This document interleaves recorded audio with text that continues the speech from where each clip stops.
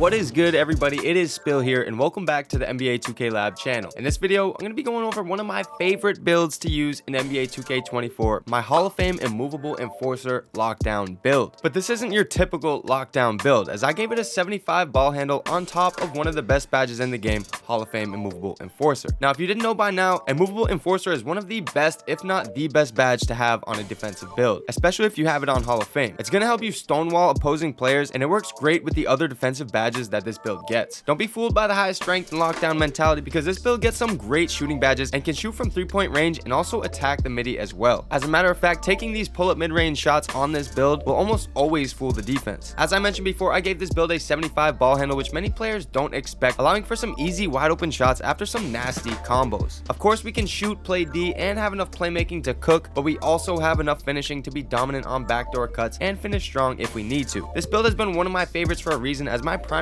focus is to lock up opposing players, but also to be able to give out buckets when called upon. Be sure to stay for this whole video, because I'm going to go through each attribute and let you know why I chose each threshold, and also give some options to tweak this build to make it more for your playstyle. I'm also going to give out the playmaking animations at the end as well, so be sure to subscribe if you're new, like up the video, and let's get right into it.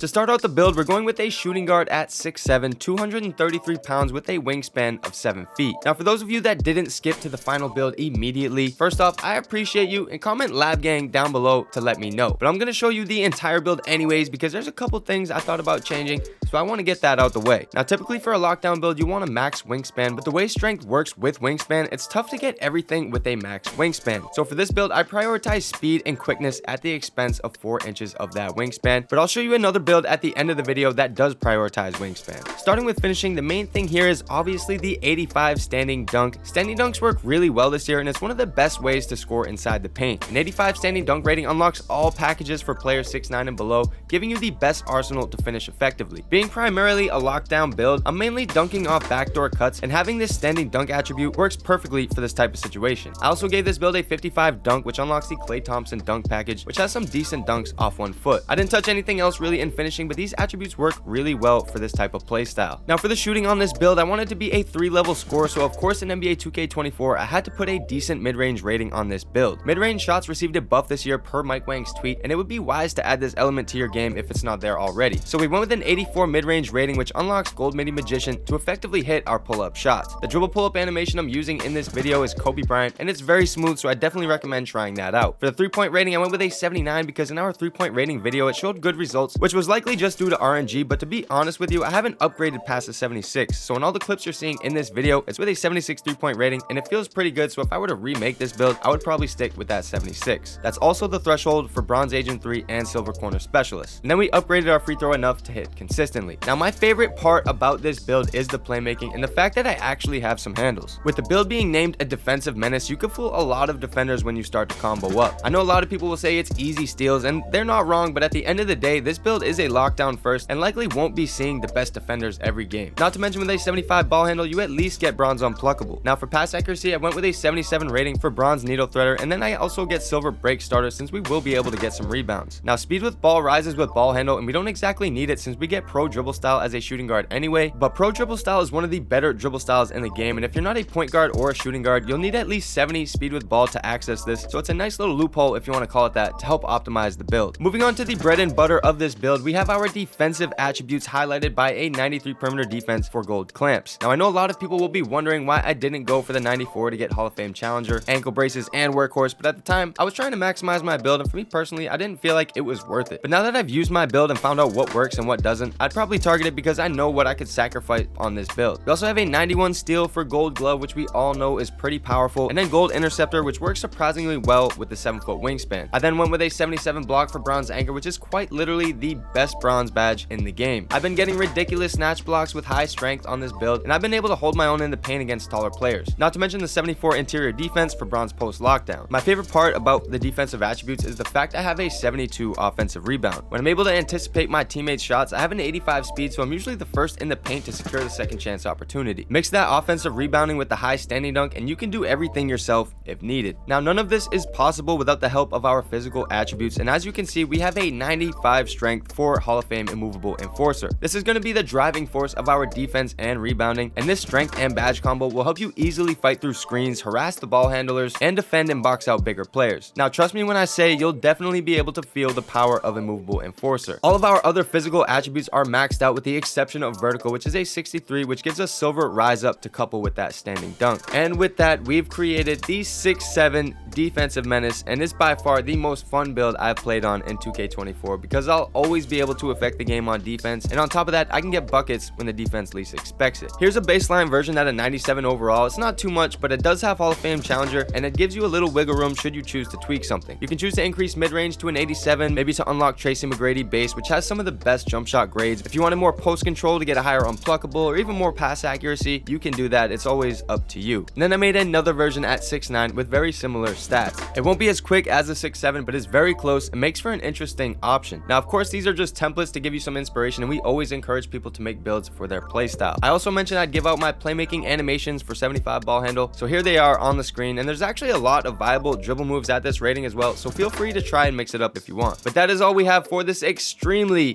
versatile lockdown build, the defensive menace. I thank you all for watching. If you liked the video, be sure to leave a like on the video. It's been Spill, and I'm out. Later.